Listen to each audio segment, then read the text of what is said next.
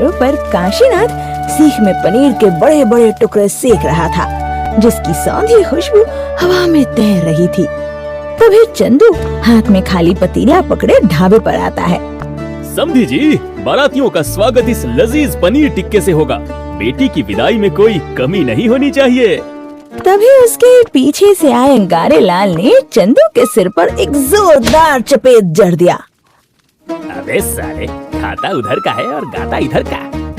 जी मालिक। अरे तेरी इस भूलने की बीमारी से तो मैं थक चुका हूँ रे। चल यहाँ से और अपनी दुकान पर हाथ बढ़ा।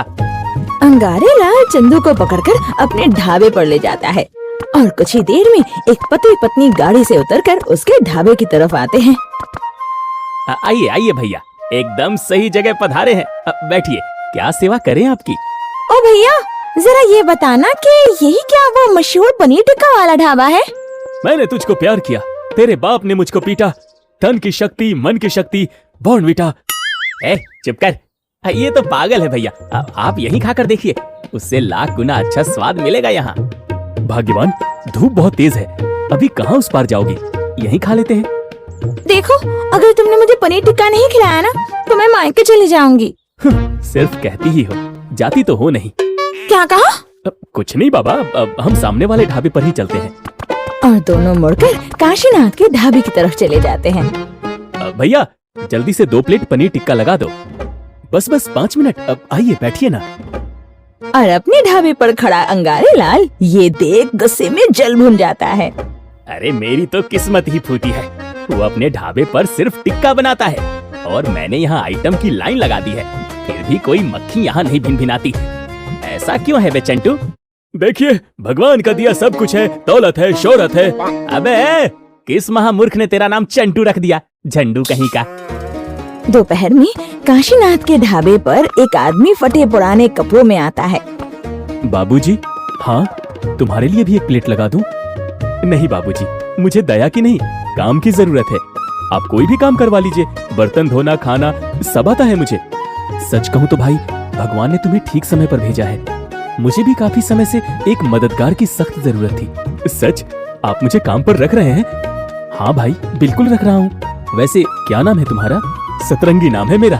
औरों के जीवन में खुशियाँ भरना काम है मेरा। काशीनाथ उसके इस अनोखे अंदाज पर मुस्कुरा देता है। कुछ दिन बीत चुके थे। काशीनाथ अब सतरंगी की मदद से बड़े आराम से अपना ढाबा चला रहा था। सतरंगी, जरा इधर आना भाई। जी बाबूजी। संतू भाई आए हैं, जरा इनका ऑर्डर लिखो। 2 प्लेट पनीर टिक्का पैक कर दो और मक्खन थोड़ा ज्यादा रखना। जी। सतरंगी ग्राहक का ऑर्डर लेकर रसोई की तरफ बढ़ जाता है। अरे वाह काशीनाथ भाई, अब तो तुम्हारे पूरे ठाठ हैं, मालिक बन गए हो। हाँ, सतरंगी बड़ा काम का आदमी है। तभी सामने से अंगारे लाल आते हुए बोला, क्या खाक ठाठ है? अरे ये तो एक नंबर का नकलची है, नकलची। मैंने अपनी दुकान पर चंटू को रखा तो इसने भी मेरी देखा देखी कर ली। अरे नकल तो तुम करते हो मेरी देखा देखी तुमने अपने ढाबे पर पनीर टिक्का बनाना शुरू किया था ना? हाँ, वो अलग बात है कि तुमसे बना नहीं। मैं सब जानता हूँ, तुमने सारे ग्राहकों पर ना कोई जादू टोना कर रखा है। जबान संभाल कर बात करो अंगारे लाल। बहुत उड़ रहे हो ना काशीनाथ, देख लेना, एक दिन तुम्हारा ये ढाबा बंद करवा के ही दम लूंगा मैं। मालिक, अब बेइज्जती करवा लिए हैं तो चलिए। चुप कर। अंगारे लाल पैर पटकता हुआ वापस अपने ढाबे की तरफ लौट जाता है। रात हो चुकी थी। ढाबे की रोशनी के बीच रोहित और मोंटी बहस कर रहे थे और वो दोनों एक खाली टेबल पर आकर बैठ जाते हैं। अरे तुम मेरी बात नहीं समझ रहे यार। तो तुम कौन सा मेरी बात सुन रहे हो?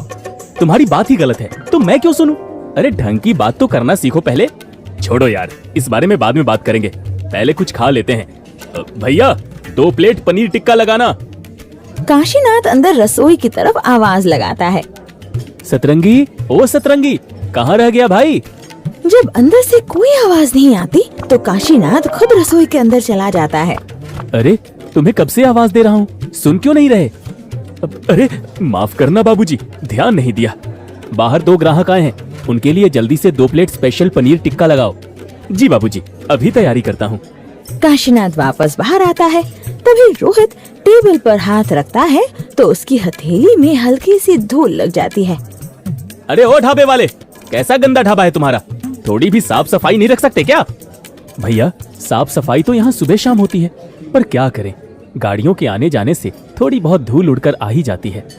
तुम लोगों से तो बस फालतू के बहाने बनवा लो। ए भैया, ठीक से बात करो, साफ कर तो रहा हूँ। तुम मुझे सिखाओगे कि मुझे कैसे बोलना है? अरे भाई शांत हो जा यार, क्यों बात का बतंगड़ बना रहा है? साफ तो कर रहा है ना वो। थोड़ी देर बाद काशीनाथ रसोई से गर्मा गर्म पनीर टिक्के के 2 प्लेट लाकर उनके टेबल पर रख देता है। आहा, भाई गुस्सा छोड़ और खाकर देख, वाकई बहुत जबरदस्त बना है। रोहित उखड़े हुए मूड में एक टुकड़ा मुंह में डाल लेता है। अगले ही पल उसके चेहरे का रंग बिल्कुल सफेद पड़ जाता है। अरे क्या हुआ, तुझे अच्छा नहीं लगा क्या? रोहित की आंखें फटी की फटी रह जाती है और वो सीधे जमीन पर गिर जाता है। रोहित, अरे उठ यार, क्या हुआ तुझे? भाई आंखें खोलो ना। मोंटी की चीखने चिल्लाने की आवाज सुनकर आसपास के सभी लोग ढाबे पर आ जाते हैं। बाबूजी, ये शोर कैसा? अरे इन्हें क्या हुआ? पता नहीं, मुझे खुद नहीं पता। देखा था मैंने अपनी दुकान से, ये टिक्का खा रहा था और अचानक अपनी जगह से नीचे गिर गया। भैया, बात करने का समय नहीं है, हमें तुरंत एम्बुलेंस बुलानी चाहिए। हाँ, मैं अभी कॉल करता हूँ। 5 मिनट में एम्बुलेंस के सायरन की आवाज ढाबे पर गूंजती है और रोहित को गाड़ी में लादकर अस्पताल ले जाया जाता है। अगली सुबह काशीनाथ के ढाबे पर पुलिस की गाड़ी रुकती है। इंस्पेक्टर शेर सिंह और कांस्टेबल को देखकर पूरे इलाके में हड़कंप मच जाती है। काशीनाथ तुम ही हो? जी हुजूर, मैं ही हूँ। क्या बात हो गई साहब? कल रात जिस आदमी को अस्पताल ले जाया गया था उसकी मौत हो गई है, और ये सब हुआ है तुम्हारे ढाबे पर खाने के बाद। क्या? पर साहब, मैंने कुछ भी नहीं किया है। छी छी छी छी, काशीनाथ तुम्हें शर्म आनी चाहिए। अरे एक मामूली से झगड़े के चक्कर में तुमने। झगड़ा? कौन सा झगड़ा? साहब, मैं तो चश्मदीद गवाह हूँ। कल रात मैं अपनी दुकान पर खड़ा था, तब मैंने देखा कि इसके और उस ग्राहक के बीच किसी बात पर कहासुनी हो रही थी। साहब, वो तो बस एक मामूली सी बात थी। उस ग्राहक ने मुझसे सिर्फ इतना कहा था कि थोड़ा साफ सफाई रखा करो, और मैंने तुरंत कपड़ा मारकर टेबल साफ भी कर दिया था। साहब, मेरे मालिक बेकसूर हैं। वो तो बहुत नेक दिल आदमी है। ये बेकसूर है या गुनहगार, इसका फैसला तो हम थाने में करेंगे। हल्को, गिरफ्तार करो इसे।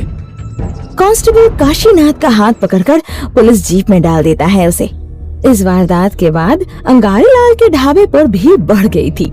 लोग खाना खाने से ज्यादा कल रात का मसाला लेने आए थे। ये रहा आपका दाल फ्राई और सब्जी। अच्छा, वैसे फिर आगे क्या हुआ भाई? फिर क्या भैया, सुबह सुबह सायरन बजाती हुई पुलिस आ गई। मैंने भी बिना डरे साफ साफ बता दिया कि सारा किया धरा काशीनाथ का है, तो पुलिस ने उसे धर लिया। बिल्कुल ठीक किया। अच्छा, फिर क्या बोला काशीनाथ ने?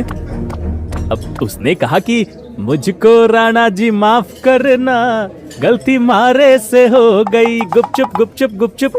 अबे ओ झंडू, जाके बर्तन धोना। अचानक कांस्टेबल हल्को अंगारी लाल के ढाबे पर आ धमकता है। अरे साहब, अब आप यहाँ, सब ठीक तो है ना? इंस्पेक्टर साहब ने बुलाया है तुम्हें। अभी साहब?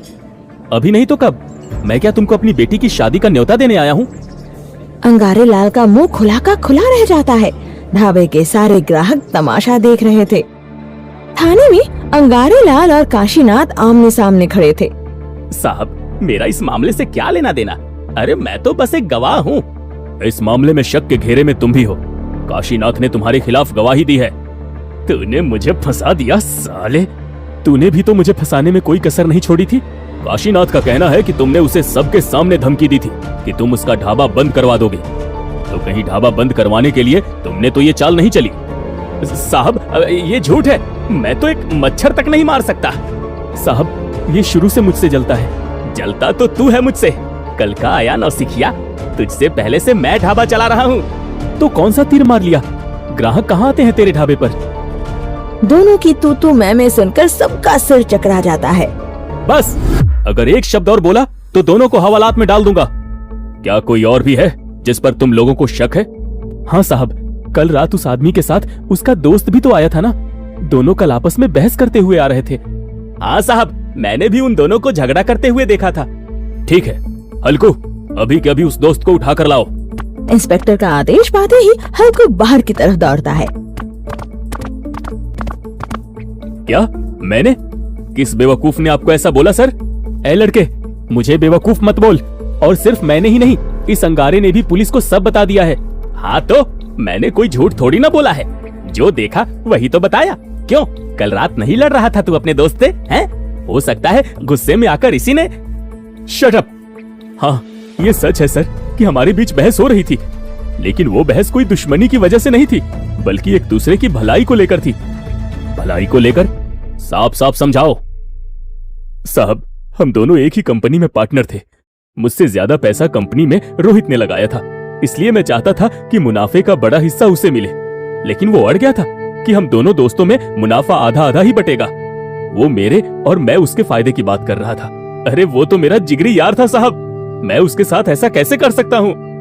सर, अब तो मेरे दिमाग में कुछ घुस ही नहीं रहा है। साहब, माना कि मेरी और काशीनाथ की आपस में नहीं बनती, लेकिन पूछिए इससे, जरूरत पड़ने पर कई बार मैंने इसका साथ दिया है। बता ना। हाँ हाँ, ये सच बोल रहा है, और मैं भी बेकसूर हूँ साहब। आप ही सोचिए ना, अगर दिक्कत मेरे पनीर टिक्के में होती तो ये मोंटी भी तो बीमार पड़ता, पर ये तो सही सलामत आपके सामने खड़ा है। बात में दम तो है। इसका मतलब है कि कोई राज अब भी है जो सामने नहीं आया। अब हमें इस मामले की छानबीन शुरू से शुरू करनी पड़ेगी। कुछ घंटों बाद इंस्पेक्टर मेज पर हाथ टिकाए गहरी सोच में डूबे थे, जब कांस्टेबल हाथ में एक लिफाफा लिए अंदर आता है। साहब, रोहित की पोस्टमार्टम रिपोर्ट आ गई है। कुछ खास बात पता चली क्या? साहब, इस रिपोर्ट के मुताबिक रोहित को विल्सन नाम की कोई बीमारी थी। विल्सन? ये कौन सी बीमारी है? साहब, मैंने डॉक्टर से इस बारे में पूरी पूछताछ की है। उन्होंने मुझे बताया कि इस बीमारी में इंसान के शरीर के अंदर तांबा पचाने की शक्ति खत्म हो जाती है। ऐसे मरीज के शरीर में अगर जरा सा भी तांबा चला जाए तो उसका लिवर तुरंत फेल हो जाता है या दिमाग पर असर पड़ता है। ऐसे में उस इंसान की जान भी चली जाती है, और रोहित के शरीर में भी तांबा पाया गया है सर। हल्को की बात सुनते ही इंस्पेक्टर की आंखों में चमक आ जाती है। वो अपनी कुर्सी से खड़े हो जाते हैं। इसका मतलब बहुत साफ है हल्को, मुजरिम कोई ऐसा है जो रोहित की इस बीमारी को अच्छी तरह जानता था। उसके खाने में किसी ने तो तांबा मिलाया था। पर साहब, पनीर टिक्के में तांबा कैसे आ सकता है? यही तो हमें पता लगाना है। काशीनाथ के ढाबे पर जो भी चीजें इस्तेमाल होती हैं, उनकी दोबारा बारीकी से जांच करनी होगी। चलो। इंस्पेक्टर शेर सिंह और कांस्टेबल एक बार फिर ढाबे की तरफ निकल पड़ते हैं। केस अब एक बिल्कुल नए मोड़ पर आ चुका था। काशीनाथ के ढाबे पर कांस्टेबल हल्को अंदर रसोई खगाल रहा था और बाहर तमाशबीन भीड़ जमा हो चुकी थी। उस दिन पनीर टिक्का तूने ही बनाया था ना? जी साहब। लेकिन साहब, इसने कुछ भी नहीं किया। अरे ग्राहक से झगड़ा करना तो बहुत दूर, इसने तो उस रात रोहित को देखा तक नहीं था। ये तो बेचारा पूरे समय काम कर रहा था। कांस्टेबल हल्को हाथ में लोहे की कुछ सीखें लेकर बाहर आता है। सर, अंदर कोई भी संदिग्ध चीज नहीं मिली। ये सब तो लोहे का है।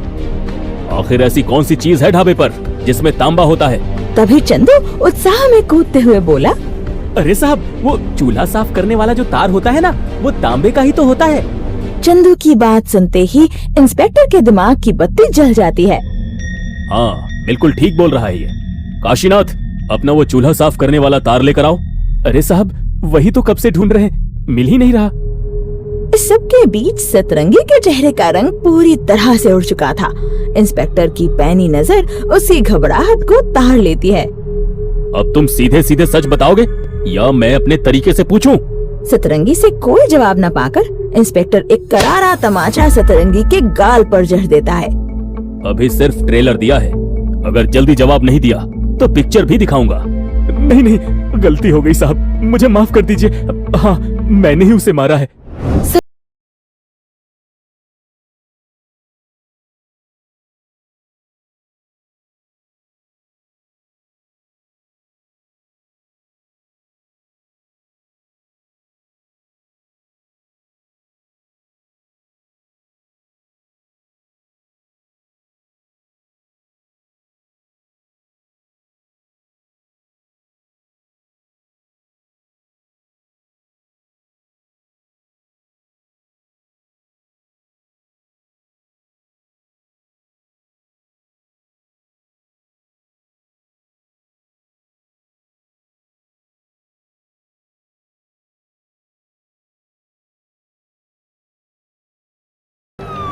पुलिस सतरंगी को गिरफ्तार कर वहाँ से चली जाती है। और अंगारे लाल गर्व से चंदू की पीठ थपथपाता है। यार चंटू, तू तो सच में चंट निकला बे। कटप्पा मामा, जब तक तुम मेरे साथ हो मुझे मारने वाला पैदा नहीं हो सकता। अंगारे चंदू के सिर पर जोर से एक चपेट मारता है। फिर भूल गया साला। आखिरकार काशीनाथ बेकसूर साबित हुआ और उसके ढाबे पर एक बार फिर से वही रौनक लौट आई। तो दोस्तों, कहानी यही समाप्त होती है। अब जल्दी से बताइए, रोहित को कौन सी बीमारी थी? देखते हैं सही जवाब किसका आता है।